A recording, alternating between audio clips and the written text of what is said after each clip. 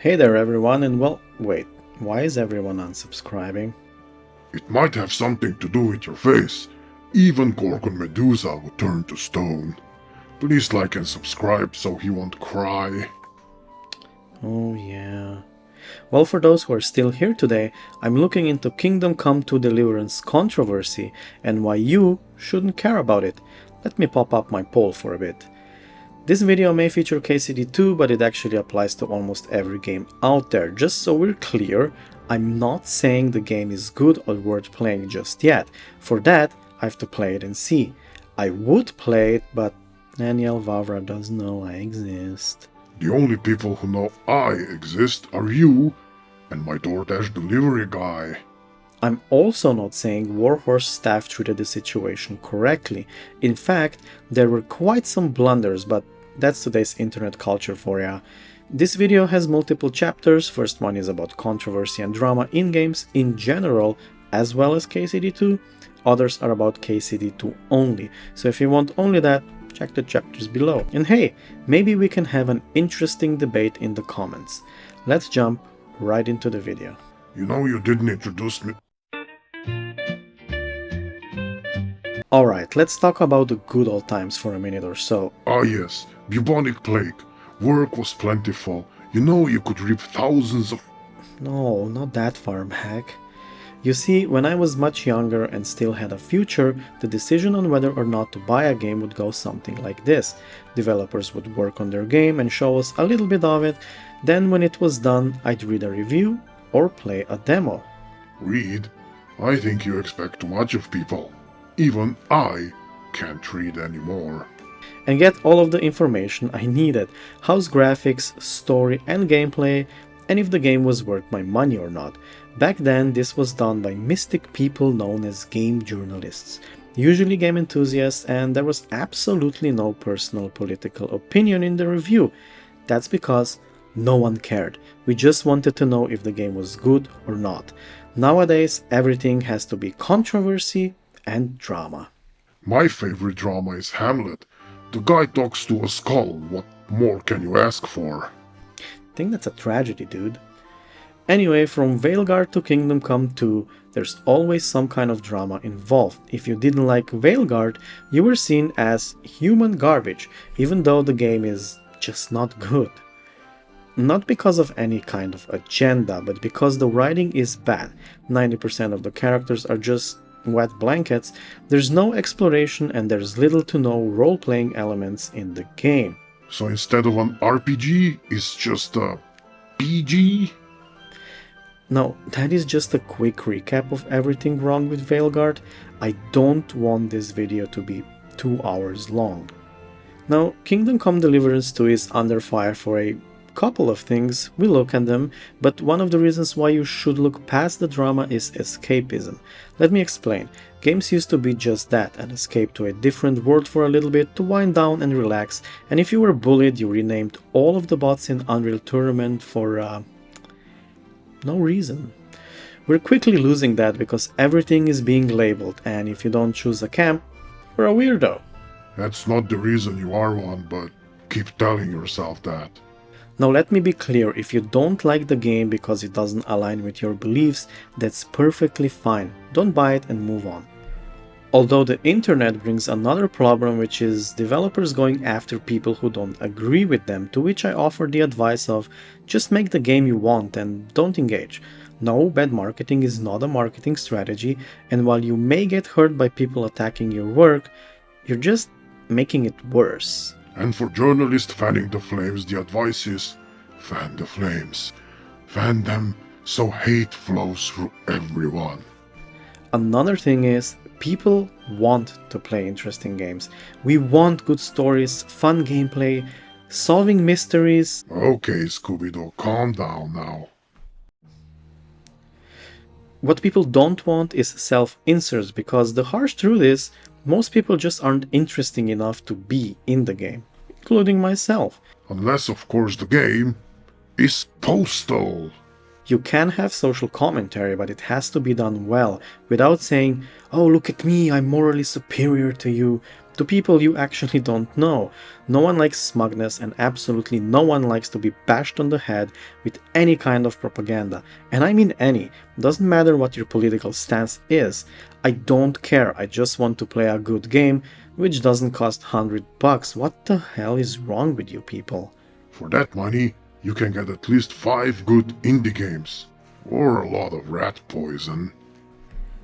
Daniel Vavra of Warhorse Studios put out a statement about the controversial stuff in the game, so should you believe him?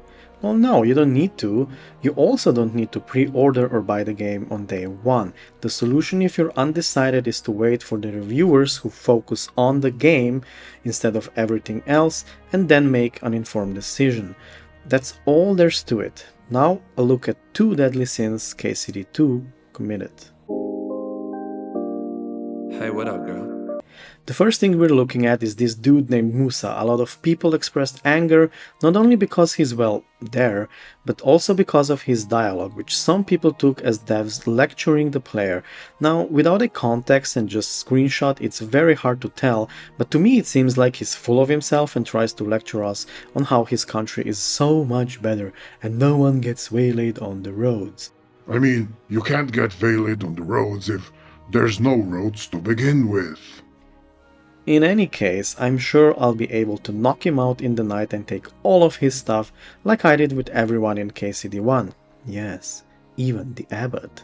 My advice is, be like me. I hate everyone equally. It's really good for your mental health.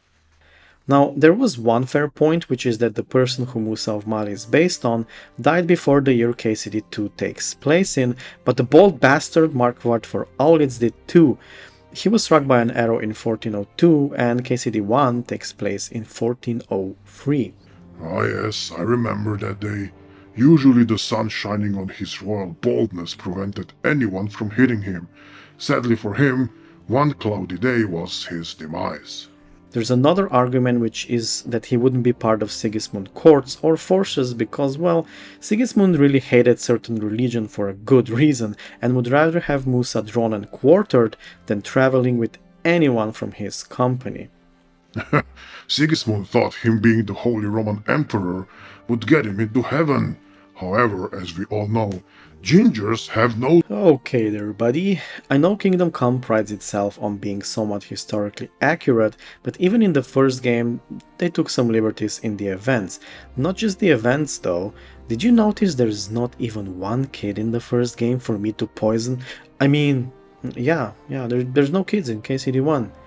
Well, would you look at that? Maybe we can be friends after all. If Musa is one of the issues you have with the game, wait for the reviewers or the creators you trust or some gameplay to see how everything plays out. In any case, I'm sure he'll have some sweet loot. Ah, good loot and senseless murder always warms my heart. You don't have one. Now let's look at the other problem. Okay, let's get straight to the point. At least one part of this was in the first game, although it was pretty subtle. There is this evil dude called Istvan who has a right-hand man named Erik. Wait, how do you know he was right-handed? Huh? Anyway, they're very best friends and they like baguettes more than they like buns. Slight spoilers for KCD1, but when Henry single-handedly manages to destroy everyone and we manage to kidnap Erik, Istvan is very distraught and would give anything to get Erik back. I'd give anything to get my hair back. Now, I'm as bald as Marquardt. If Sigismund was present, Istvan would probably push him off a cliff just to get Erik back. What I'm suspecting is, these two are back for the second game. Now as far as we know, there's no unskippable sins, so that part may be a non-issue. What people do think is an issue though is Henry being able to like Corndogs a little bit too much, when he really didn't like them in the first game. Wait, what's wrong with Corndogs? I used to love them when I was alive. First issue a lot of people have is that in medieval times, this kind of people would be persecuted and killed, which is true, but I don't believe they announce it loudly or have any kind of parades in their honor. Second issue is his preference change, which admittedly is a little bit weird, since in the first game he was either celibate, Just like you, but by his own choice. what? Or he was into women as much as Lord Capon was. He didn't show any other tendencies. Are you completely sure about that?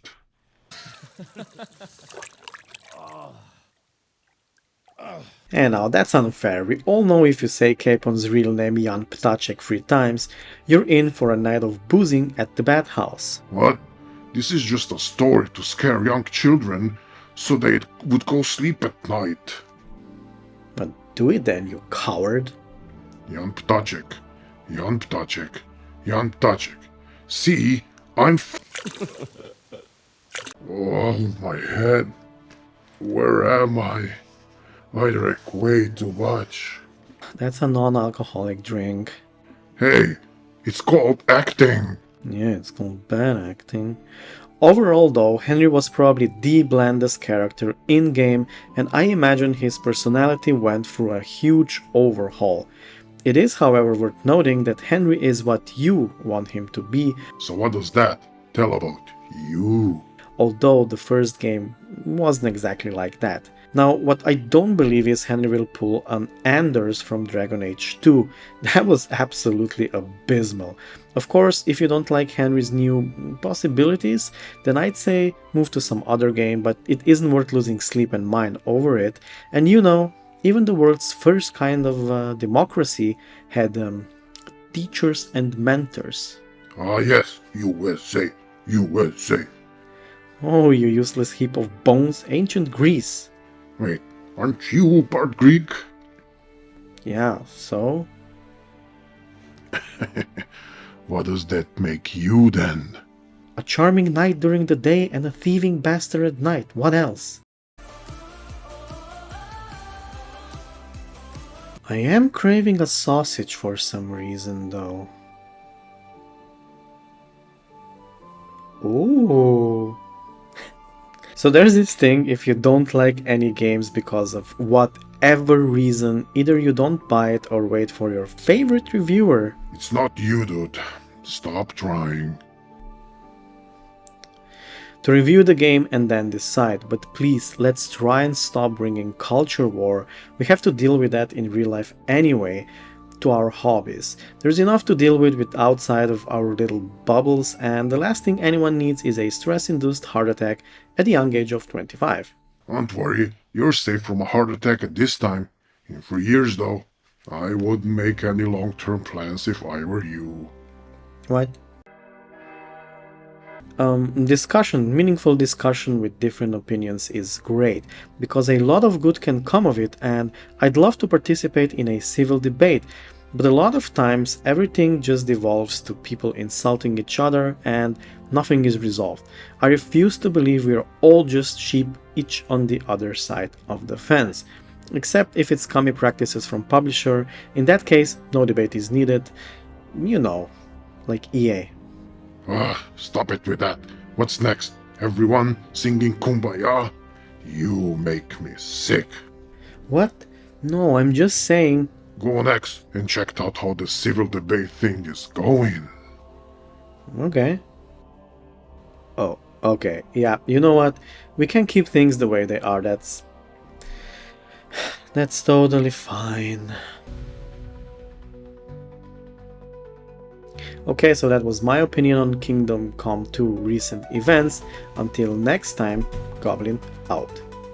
Bye. Like and subscribe.